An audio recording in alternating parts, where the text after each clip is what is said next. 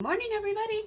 All right, so I want to go over some cards I got. This deck is the Mediumship deck. Anyway, let's go over some things about mediumship. Okay, I do have some students in mediumship, so here we go. Listen, your clairsentience, your clear feeling, is the strongest thing that you have. Okay, a lot of teachers will tell you, oh, you don't use your psychic abilities in mediumship. I say bullshit. Okay, I say that you've got to use it all. Why not use everything that you have? It's like your toolbox, your arsenal, right? And sometimes you can have a weak link with spirit, okay, for many different reasons. Most of the time I will tell you the weak link is you, not spirit. So if you're not feeling good, if you're not vibing high, then the link with spirit is not going to be as strong, right?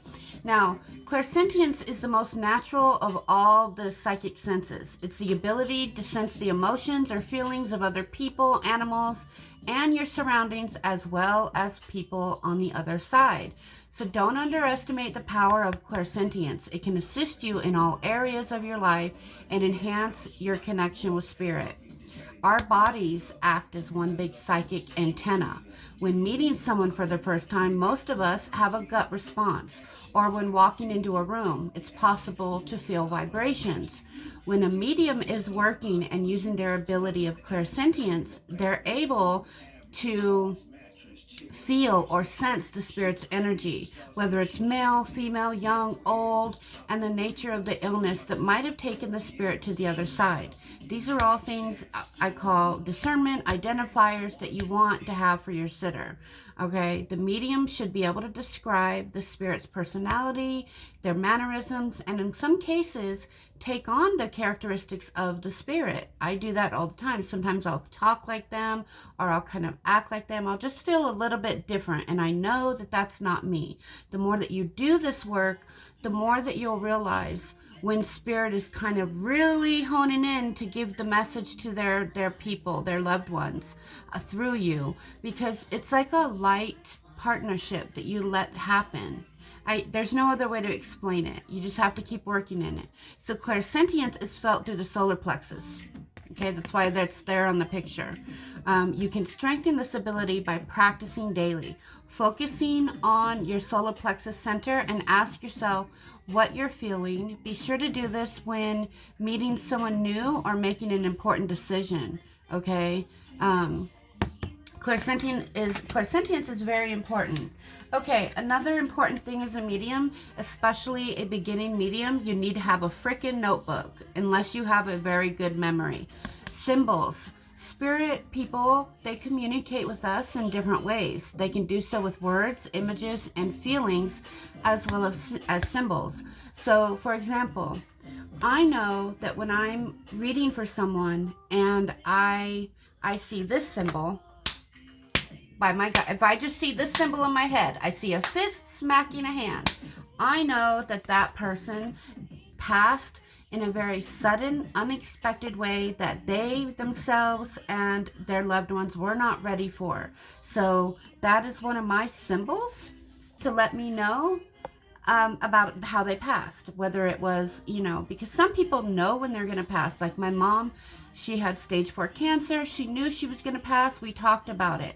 So her transition was a little bit more easy, right? But somebody that passes from a car accident or they take their own life, well, taking your own life is a little bit different. But we're going to get into like technical and really difficult stuff. I'll save that for class. But check these symbols. You might want to start writing them down. If you start seeing a symbol over and over and over, take note of that, because that is your spirit guide telling you something. So another one I have is if I see my name, because my name is Crystal, if I see my name with a big C in my mind's eye, if I see that, I know that they passed from cancer. So that is my symbol for cancer. And through the years, I've developed many signs and symbols.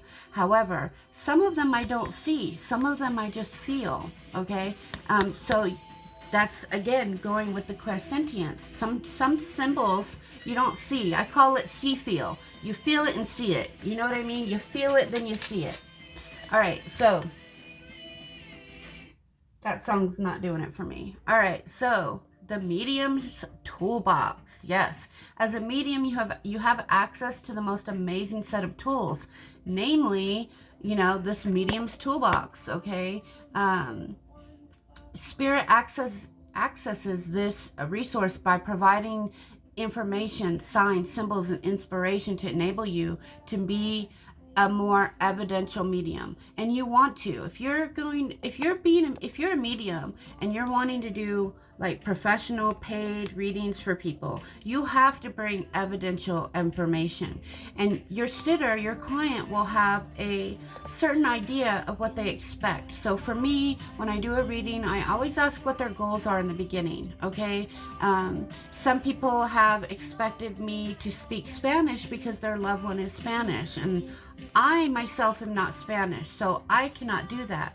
And what isn't understood at that is I don't need to speak Spanish. I know that they may want that because it connects them more, so they should find a Spanish medium, right? Because I myself, I speak like un poco, like in a little bit of Spanish. So, but I don't need to. I don't need to speak any other language, because Spirit's language and communication is not through word. It's through thought, it's through feeling, it's through images. So you don't need to speak how they speak, although you may sometimes take on their mannerisms, like I said earlier. So, as a saying goes, Spirit never wastes a thought. Your toolbox is continuously being loaded with the knowledge you acquire throughout experiences, okay, or life lessons, big life lessons. The more you continue to add to your toolbox, which is very unique to you, this is your toolbox, your arsenal, your power. For example, if you're a doctor or medical practitioner who's immersed your life in the study of medicine, it's more than likely that your toolbox will be packed full of medical references. This allows the medium a unique opportunity to access medical evidence when working with Spirit. So, your toolbox is like this. It's books, it's like all kinds of stuff. And it's even your own knowledge. So to keep it up to date, it's important to feed it with new information and new experiences. Okay? All right. Just a couple more. All right. Listen, if you're in my mediumship class, this is mainly geared towards you guys. But this is for everybody interested in mediumship. All right. Let's get into the Spirit communication process. Spirit is your soul essence. It's the spark of the divine in the center of your being. It's the part of you that existed long before you came into the physical form and will continue long after you leave this world. It's the very essence that mediums connect with during communication. So, you see, a medium can connect with living and past souls.